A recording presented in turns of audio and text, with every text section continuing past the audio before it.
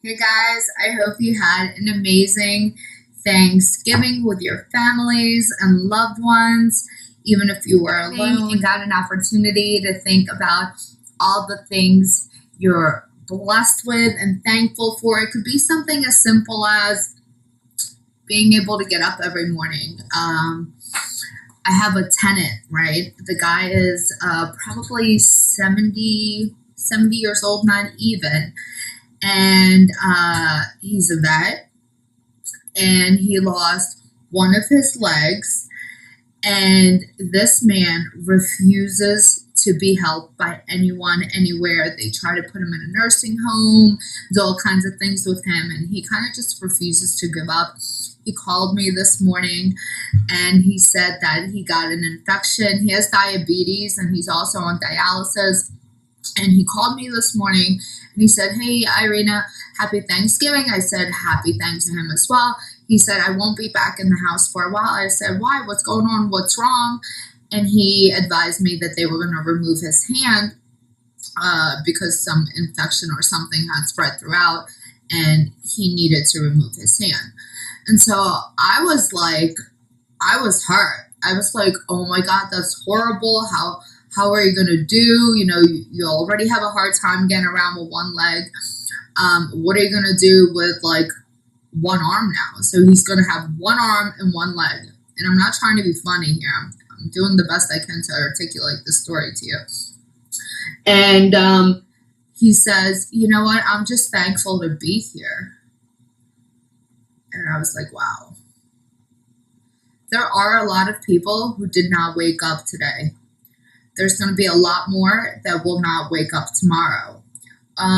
It's just is what it is, right? So we're here for a certain period of time. We're here to do and learn certain things. And what those things are can't be defined by anybody for us except for us. We are the only ones who can define our purpose and mission and which lessons we need to learn. Along our lives, along our paths, people always seem to pop off, right? So to speak, and seem to try to direct us and guide us along their path and what they believe our limits are, like what we're capable of. And when we respond to that by continuing to do what we believe to do, by continuing to do what we believe we need to do, they almost kind of get like offended, and it took me many, many years to understand that purpose, meaning, and what I'm grateful for are things that only I can define, right? They're based on my values. They're based on my principles. They're based on what's essential to me and my being, right? And when I'm talking about being, I'm not talking about the physical me as a being, my soul. My soul needs certain things, right? And sometimes we're attracted to paths and people that are not enriching for our souls. And, we have to be grateful for that too, because it only strengthens our bond and our inner knowing to where we need to be, right? So as a leader, and you guys as leaders in your communities, you need to really take into account why you're here, right? I know everybody's like, "Yeah, I'm grateful for my family, my kids, my dog, for breathing." Yeah, I get it. So am I, right? But you only have so many more days where you can wake up and say, "I'm grateful for this. I'm grateful for that," right? So are you making those days count? I mean, this gentleman that I told you about, one of my tenants, is just amazing. And he's kind of like, he was my teacher for the day. And because I don't know that I would have been able to handle it this well. I really don't know. You know what I mean? So I feel like, just based on the posts I see and the conversations I have each and every day, I used to fight back with people and be like, no, this is the path. These are the politics. These are the ideas. And I wasn't fighting to fight with them, right? Although I don't mind a good fight or a good argument or a good debate. I won't shy away from one. But I wasn't really seeking one. But I think the words I used and the tone that it comes out with sounded less debatable and more aggressive. And so when I read the Facebook post pertaining to politics, right, because this is all what it's going to be about. I mean, politics is life, life is politics, and I look the same way as far as finance in the stock market. They all mimic our day-to-day lives. And so when I read these posts on Facebook and I look how people interact with each other, I see that we don't have in our vocabulary and in our upbringing or just in general in our day-to-day lexicon words in which we have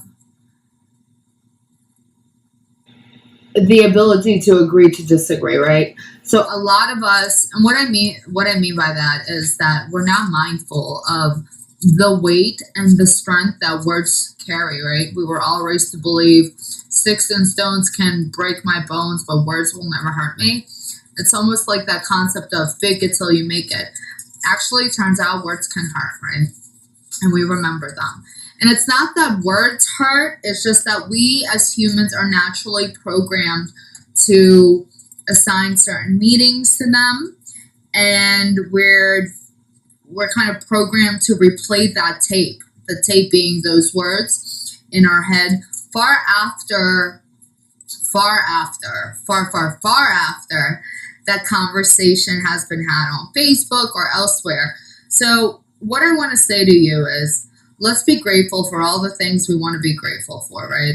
Breathing, eating, our homes, our families, the challenges on our paths, the teachers that come along our way. Let's be grateful for our arms and our fingers. But let's not be grateful for the First Amendment, right? Because it's a great amendment. I support it fully. But can we do it more lovingly? Can we do it with more care? Can our purpose in engaging and exercising our First Amendment rights be to seek resolution, right? Not to prove a point. Because anytime anybody is too vocal, too loud, too like, right? Like too in your face about something, it tells me that they're coming from a point of weakness, that they themselves do not believe what they're saying, right? Because a person of strength, a person of principle, and a person who is sure of the point they're trying to make, they're not going to argue with you. They're not going to try to make it. They're definitely not going to go to bat to it.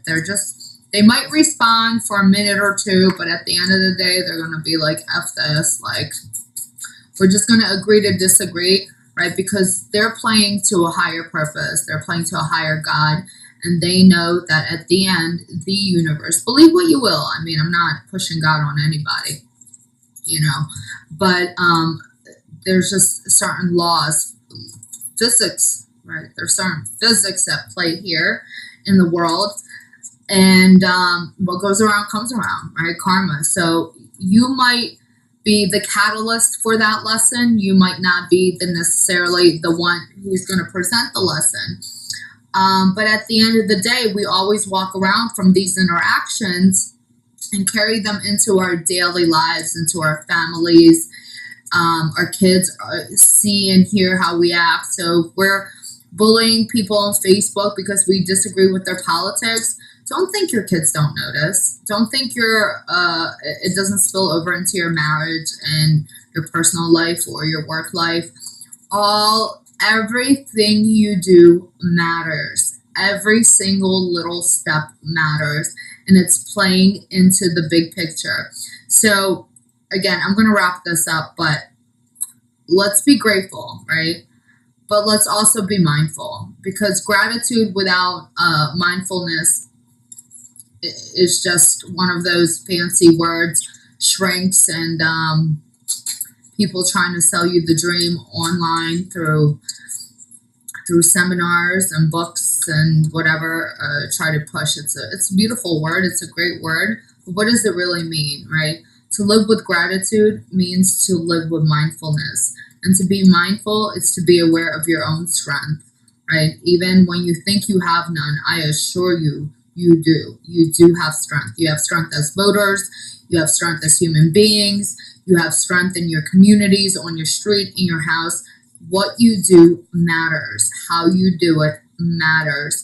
And I hope that we can live mindfully, or at least try it on until the beginning of the year.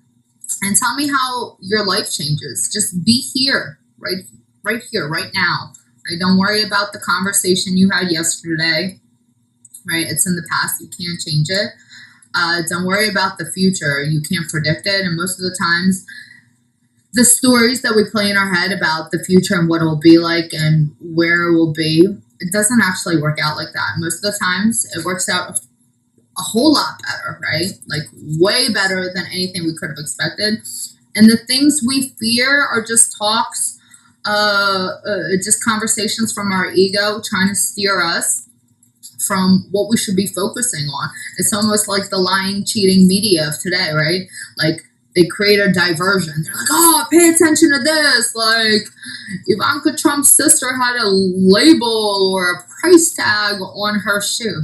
Like, seriously, who gives a shit? Is it a poor, like, news day? Is it a bad news day? Is this really what we're focused on?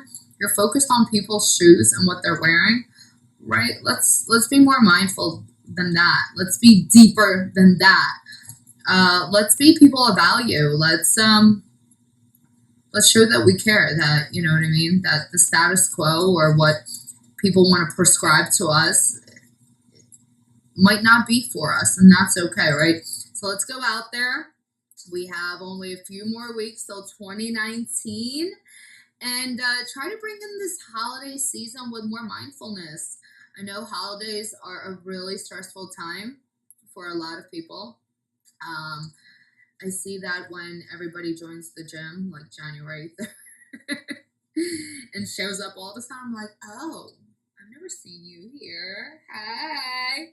But in all seriousness, let's be mindful and just wake up every day, say the 3 things you're grateful for. I'm grateful for my hands. I'm grateful for my toes. I'm grateful for this bed. A lot of people aren't granted those things.